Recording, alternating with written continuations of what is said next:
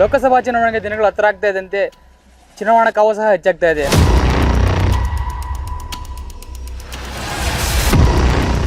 ನಾವಿವತ್ತು ಜೊಳೆ ತಾಲೂಕಿನ ನಗೋಡ ಅನ್ನೋ ಗ್ರಾಮ ಪಂಚಾಯತಿಲಿದ್ರಿ. ಇಲ್ಲಿರುವಂಥ ಮತದಾರರು ಏನು ಹೇಳ್ತಾರೆ ಅನ್ನೋದನ್ನ ಕೇಳೋಣ ಬನ್ನಿ. ಈಗಿನ MP candidate BJP candidate Kageri ಅಂತ ಇದ್ದಾರೆ. ಹೌದು, ಅವ್ರ ಬಗ್ಗೆ ಏನು ಹೇಳಕ್ಕೆ ಇಷ್ಟಪಡ್ತೀರಾ?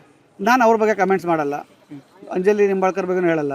ದೇಶಪಾಂಡೆ ಸಾಹೇಬ್ರು ಯಾರಿಗೆ ಹೇಳ್ತಾರೆ ಅವ್ರು ಹಾಕ್ತಾರೆ. ದೇಶಪಾಂಡೆ ಸಾಹೇಬ್ರು ಕಾಂಗ್ರೆಸ್ನಲ್ಲಿ ಇದ್ದಾರೆ. ಈಗ ಅವ್ರು ಹೇಳ್ತಾರೆ ಅಂಜಲಿ ನಿಂಬಾಳ್ಕರ್ಗೆ ಹಾಕಂತೇಳಿ ಹಾಕ್ತೇನೆ.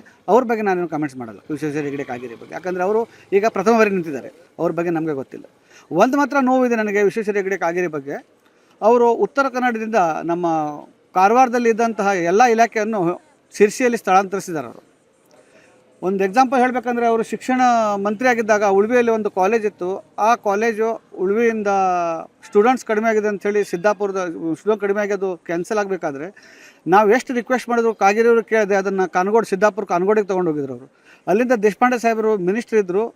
ದೇಶಪಾಂಡೆ ಸಾಹೇಬರು ಮಿನಿಸ್ಟ್ರ್ ಆದ ನಂತರ ಅಲ್ಲಿನ ಕಾಲೇಜನ್ನು ವಾಪಸ್ ಕುಂಬಾಡ ತಂದಿದ್ದಾರೆ.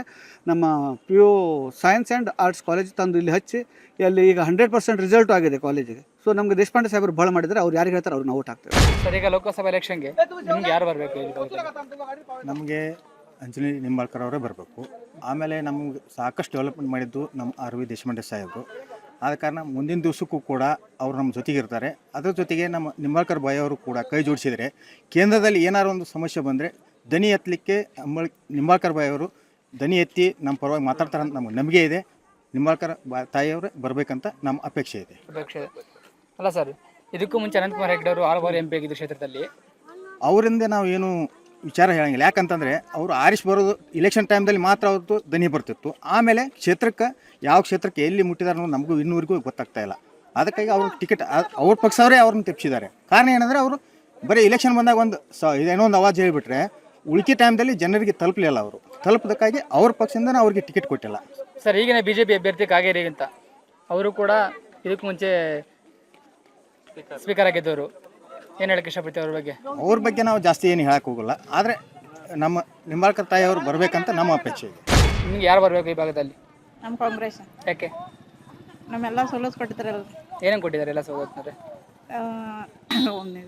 ತಿಂಗಳಿಗೆ 200 ರೂಪಾಯಿ ಕೊಟ್ಟಿದ್ದಾರೆ. 2000 2000 ಕಡೆಗೆ ರೇಷನ್ದಲ್ಲಿ ದುಡ್ಡು ಹಾಕ್ತಾರೆ. ಮತ್ತು ಲೈಟ್ ಫ್ರೀ ಇದ್ದಾರೆ. ಮತ್ತು ಅನ್ನಭಾಗ್ಯ ಕಾಂಗ್ರೆಸ್ ಬರಬೇಕು ನಿಮಗೆ? ನಮಗೆ ಕಾಂಗ್ರೆಸ್ ಬರಬೇಕು.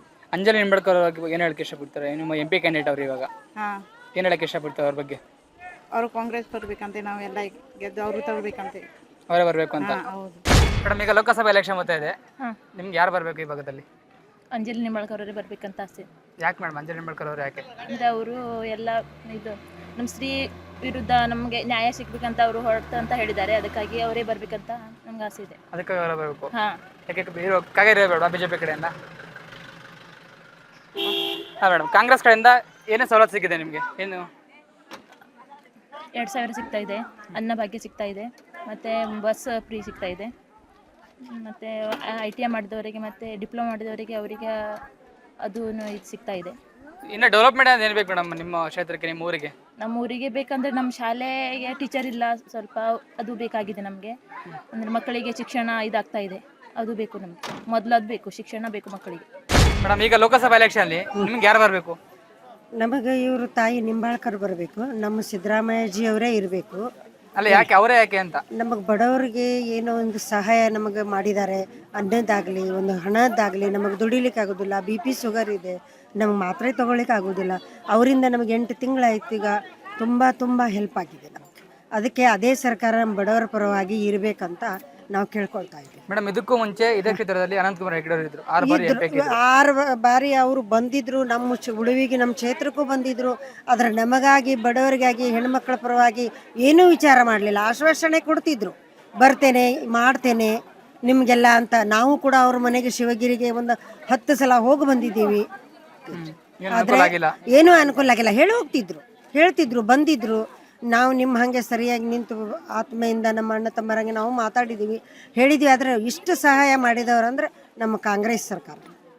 50 ರೂಪಾಯಿ ಪಗಾರ ತೊಗೊಂಡು ಇವತ್ತು 2000 ತೊಗೊಳ್ತಾ ಇದ್ದೀವಿ. ನಮಗೆ ಪೆನ್ಷನ್ ಅಂಥೇಳಿ ಬಡವರಿಗೆ ಅಂತ ಕೊಡ್ತಿದ್ರು. 50 ಕೊಡ್ತಿದ್ರು, 500 ಆಯ್ತು, 800 ಆಯ್ತು, ಈಗ 2000 ಕೊಡ್ತಾ ಇದ್ದಾರೆ. ನಮಗೀಗ ದುಡಿಲಿಕ್ಕೆ ಆಗೋದಿಲ್ಲ, ಮಾತ್ರೆ ತೊಗೊಳ್ಲಿಕ್ಕೆ ಆಗೋದಿಲ್ಲ, ಗಂಡು ಮಕ್ಕಳಿಲ್ಲ ನಮಗೆ, ಒಂದೇ ಹೆಣ್ಮಗಳು ಮದುವೆ ಮಾಡಿಕೊಟ್ಟಿದ್ದೀವಿ. ಅದಕ್ಕಾಗಿ ಅವ್ರನ್ನ ಬಯಸ್ತಾ ಇದ್ದೀವಿ ನಾವು ಅಷ್ಟೇ. ಇಂಥವರೇ ಬರಬೇಕು, ನಮ್ಮಂಥವ್ರು ಬಡವ್ರ ಜೀವನ ಆಗ್ತದೆ ಅಂತ. ಮೇಡಮ್ ಈಗ ಲೋಕಸಭಾ ಎಲೆಕ್ಷನ್ ಮತ್ತೆ ಇದೆ, ನಿಮ್ಗೆ ಯಾರು ಬರ್ಬೇಕು ಈ ಭಾಗದಲ್ಲಿ? ಕಾಂಗ್ರೆಸ್ ಬರಬೇಕು. ಯಾಕೆ?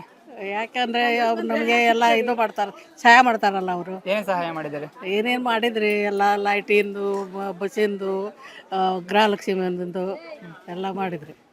ನಮಗೆ ಕಾಂಗ್ರೆಸ್ಗೆ ವೋಟ್ ಹಾಕ್ತೀವಿ ನಾವು. ವರ್ಷ ನಾವು ಕಾಂಗ್ರೆಸ್ 5 ವರ್ಷಕ್ಕೆ ಒಂದು ಸಲ ಹಾಕ್ತಾರಲ್ಲ, ನಾವು ಕಾಂಗ್ರೆಸ್ಸಿಗೆ ವೋಟ್ ಹಾಕ್ತೀವಿ.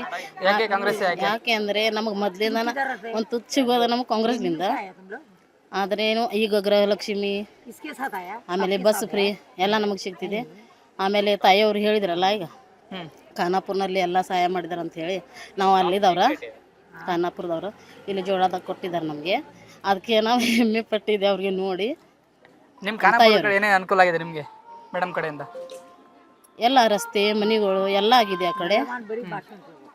ಚೆನ್ನಾಗಿ ಆ ಕಡೆ ಕೆಲಸ ಮಾಡ್ಕೊತಿದ್ದಾರೆ ಅವರು. ಚೆನ್ನಾಗಿ ಕೆಲಸ ಮಾಡ್ಕೊಂಡು ಕಾಂಗ್ರೆಸ್ ಬರ್ಬೇಕು ನಿಮಗೆ? ಕಾಂಗ್ರೆಸ್ ಬರಲಿ. ನಿಮಗೆ ಈ ಸರಿ ಲೋಕಸಭಾ ಎಲೆಕ್ಷನಲ್ಲಿ ಯಾರು ಬರಬೇಕು? ಈ ಸಭೆಯಲ್ಲಿ ಕಾಂಗ್ರೆಸ್ ಬರಬೇಕು. ಯಾಕೆ ಕಾಂಗ್ರೆಸ್? ಯಾಕೆ? ಯಾಕಂದ್ರೆ ಅವರು ಎಲ್ಲ ಕೊಟ್ಟಿದೆ ನಮಗೆ, ರಸ್ತೆ ಕೊಟ್ಟಿದೆ ಮತ್ತು ರಸ್ತೆ ಎಲ್ಲ ಚಲೋ ಮಾಡಿದೆ. ಶಿಕ್ಷಣ ಎಲ್ಲ ಕೊಟ್ಟಿದೆ, ರಸ್ತೆ ಗೀತೆ ಎಲ್ಲ ಕೊಟ್ಟಿದೆ. ಎಲ್ಲ ಜನ ನಮ್ಮ ನೀರಿಲ್ಲ ಅಂದ್ರೆ ನೀರು ಕೊಟ್ಟಿದೆ, ಕರೆಂಟ್ ಫ್ರೀ ಕೊಟ್ಟಿದೆ. ಎಲ್ಲ ಕಡೆ ಇದು ಸಲುವಾಗಿ ಅವ್ರಿಗೆ ಇದು ಮಾಡ್ತಾ ಇದ್ದಾರೆ. ಮೇಡಮ್ ಅಂಜಲಿ ನಿಂಬಾಳ್ಕರ್ ಬಗ್ಗೆ ಹೇಳಕ್ಕೆ ಇಷ್ಟಪಡ್ತೀರಾ? ಅಂಜಲಿ ಅಂತ ಅವ್ರು ಬಂದಿದೆ, ಮಾತಾಡ್ತಾರಲ್ಲ, ಅವ್ರನ್ನ ಒಳ್ಳೆ ಇದೆ, ಅವ್ರನ್ನ ಚಲೋ ಮಾಡಿದೆ. ಹೌದು, ಅವರೇ ಬೇಕಂಡಿಟ್ಟು ಈಗ ಹೌದು. ಒಳ್ಳೆ ಮಾಡ್ತಾರೆ. शिरीष ಇದು खानापुर अल्ला वो बहुत अच्छा है. बहुत अच्छा है। नहीं कैसे लगा? मेरे को हिंदू बहुत आता कन्नड़ पर हिंदी में बात करना। वो बहुत अच्छा है. मेरे पहले से उसको साथ में बात की थी. इधर रहती थी स्कूल में, हाँ, किधर? इधर खानापुर में. इधर मेरा खानापुर में हुआ भी. वो अच्छा बात करती, बहुत अच्छी है वो, बहुत काम करने वाली है. ಯಾರು ಸಪೋರ್ಟ್ ಮಾಡ್ತಾರೆ? ಯಾರು ಬರಬೇಕು ನಿಮಗೆ ಈ ಭಾಗದಲ್ಲಿ? ಈ ಭಾಗದಲ್ಲಿ ನಮಗೆ ಕಾಂಗ್ರೆಸ್ಸೇ ಒಳ್ಳೆಯದು. ಕಾಂಗ್ರೆಸ್ ಒಳ್ಳೆಯದು. ಯಾಕೆ ಕಾಂಗ್ರೆಸ್? ಯಾಕೆ ಕಾಂಗ್ರೆಸ್ ಅಂದರೆ ಒಳ್ಳೆ ಅಭಿವೃದ್ಧಿ ಮಾಡ್ತಾ ಇದ್ದಾರೆ. ದೇಶಪಾಂಡೆ ಸಾಹೇಬ್ರು ಇದ್ದಾರೆ. ಏನೇ ಮಾಡಿದೆ ಸರ್ ಅಭಿವೃದ್ಧಿ? ದೇಶಪಾಂಡೆ ಸಾಹೇಬ್ರು 7 ಆರ್ಸಿ ಬಂದರು, ಹಂಗಾಗಿ ಅವರು ಅಭಿವೃದ್ಧಿ ಮಾಡ್ತಾನೆ ಇದ್ದಾರೆ. ರಸ್ತೆ ಅಥವಾ ಯಾವುದೇ ಶಾಲೆ ಕಾಲೇಜು ಯಾವುದೇ ಇದ್ರೂ ಮಾಡ್ತಾರೆ. ಸರ್ ಅಂಜಲಿ ನಿಂಬಾಳ್ಕರ್ ಬಗ್ಗೆ ಹೇಳಕ್ಕೆ ಇಷ್ಟಪಡ್ತೀರಾ? ಒಳ್ಳೆ ಅಭ್ಯರ್ಥಿ, ಅದಕ್ಕೆ ಸಪೋರ್ಟ್ ಮಾಡ್ತಾರೆ. ಒಳ್ಳೆ ಅಭ್ಯರ್ಥಿ. ಸರ್ ಅನಂತಕುಮಾರ್ ಹೆಗಡೆ ಅವರು ಇದಕ್ಕೂ ಮುಂಚೆ 6 ಬಾರಿ MP ಆಗಿದೆ ಕ್ಷೇತ್ರದಲ್ಲಿ. MP ಆಗಿದ್ದಾರೆ, ಆದರೆ ಯಾವುದೇ ಇಂಪ್ರೂವ್ಮೆಂಟ್ ಮಾಡಿಲ್ಲ. ಯಾವುದೇ ಇದಕ್ಕೂ ಬರಲಿಲ್ಲ, ಇಂಪ್ರೂವ್ಮೆಂಟ್ ಮಾಡಿಲ್ಲ. ಯಾವುದೇ ಇಲೆಕ್ಷನ್ ಬಂದಾಗ ಮಾತ್ರ ಬರ್ತಾರೆ ಅಷ್ಟೇ. ನೋಡಿದ್ರೆ ಅವತಾನ? ನೋಡಿದೇವೆ ಅಂದರೆ ನಾವು ಟಿವಿಯಲ್ಲಿ ನೋಡ್ತೇವೆ ಅಷ್ಟೇ. ಇವಾಗ ಎದುರುಗಡೆ ಬಂದ ಮಾತಾಡಿಲ್ಲ ನಾನು? ಏನಿಲ್ಲ.